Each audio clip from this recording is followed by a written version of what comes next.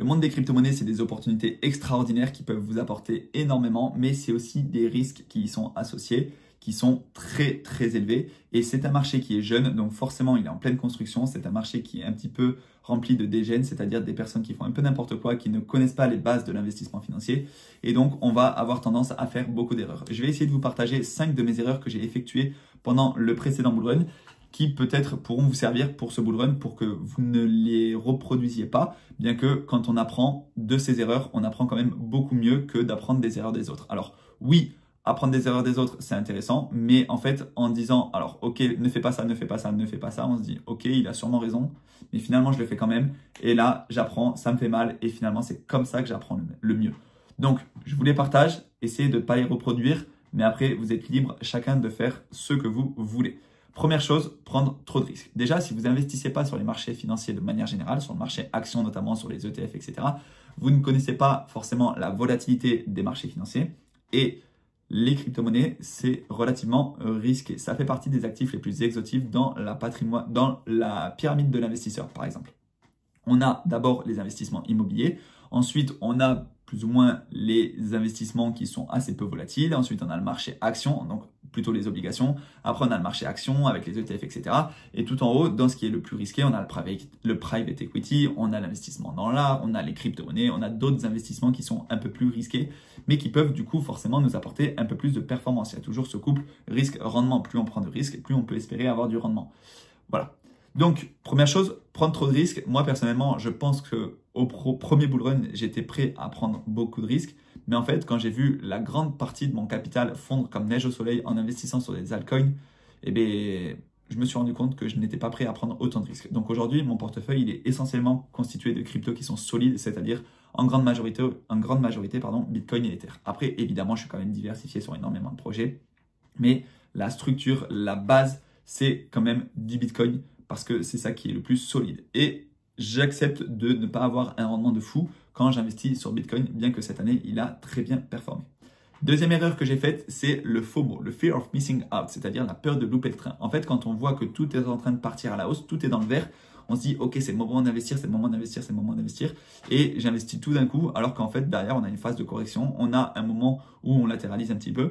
Et je pense que faire du DCA sur le premier cycle d'investissement sur les crypto-monnaies, c'est pas une mauvaise idée parce que tout investir d'un coup, investir au mauvais moment parce qu'on a FOMO et finalement se dire, bah, allez, ok, là je vais revendre parce qu'en fait je suis pas prêt à accepter une telle volatilité, etc.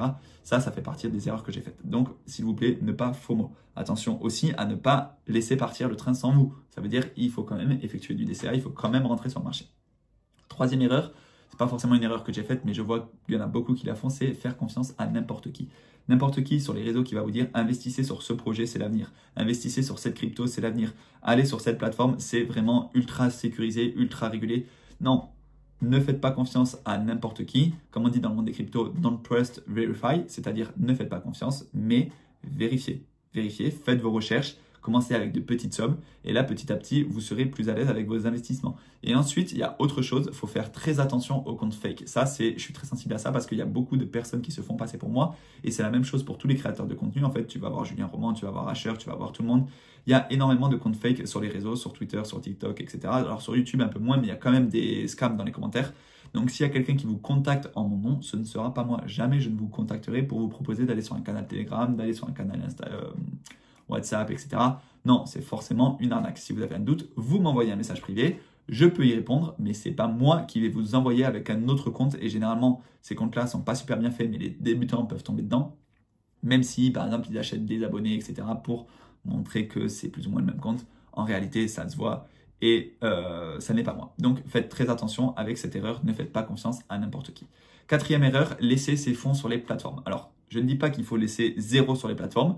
J'ai des fonds qui dorment sur les plateformes, du BNB qui dort sur Binance, etc. parce que ça fait du sens. Mais la grande majorité de mon capital est sécurisé sur des portefeuilles décentralisés tels qu'une clé Ledger par exemple ou un trésor ou une carte on-chain. Tout ça, c'est des portefeuilles décentralisés dont moi seul j'ai des accès. Et alors après, il y a forcément des processus de multisig, etc. Mais là, on ne va pas rentrer dans le détail. Je n'ai pas la majorité de mes fonds sur une plateforme centralisée. On ne sait jamais ce qui peut se passer. Regardez ce qui s'est passé avec FTX. FTX, du jour au lendemain, on ne pouvait plus retirer nos fonds.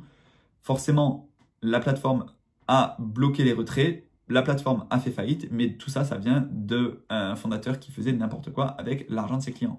Donc, on ne sait jamais ce qui peut se passer, bien que les plateformes soient de plus en plus régulées aujourd'hui. Il y en a beaucoup qui sont réglementées PSAN, etc. Normalement, il y a assez peu de risques, mais le risque zéro n'existe pas, encore moins dans le monde des crypto-monnaies. Donc, sécurisez vos fonds, s'il vous plaît. Dès que vous avez un petit patrimoine assez conséquent que vous ne pouvez pas vous permettre de perdre, alors là, mettez-le sur un portefeuille décentralisé.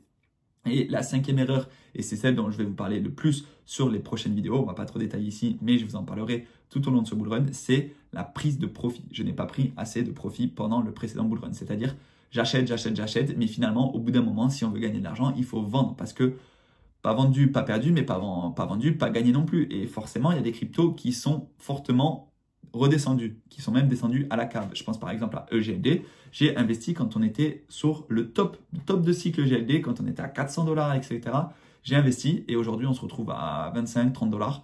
Et donc, j'ai perdu une grande partie de mes investissements sur certaines cryptos parce que tout simplement, j'ai été trop gourmand, j'ai pas pris de profit et il y a des cryptos qui ne remonteront pas. Donc, prise de profit, stratégie efficace, savoir quand est-ce qu'on vend, savoir quels sont les targets que je me fixe, à quel moment je peux me permettre de dire là j'ai effectué assez de gains, je peux sortir une grande partie de mon patrimoine, le placer en USDC par exemple pour re-rentrer au prochain cycle et ne pas être trop gourmand. Voilà, ça c'est 5 des erreurs que j'ai faites et que j'aimerais que vous ne puissiez éviter tout simplement. Il y a forcément des erreurs que vous allez faire si vous êtes débutant, le FOMO forcément vous allez y passer. Laissez les fonds sur les plateformes, forcément, vous allez y passer. Laissez des cryptos redescendre à zéro parce que vous n'avez pas pris suffisamment de profit, forcément, vous allez y passer.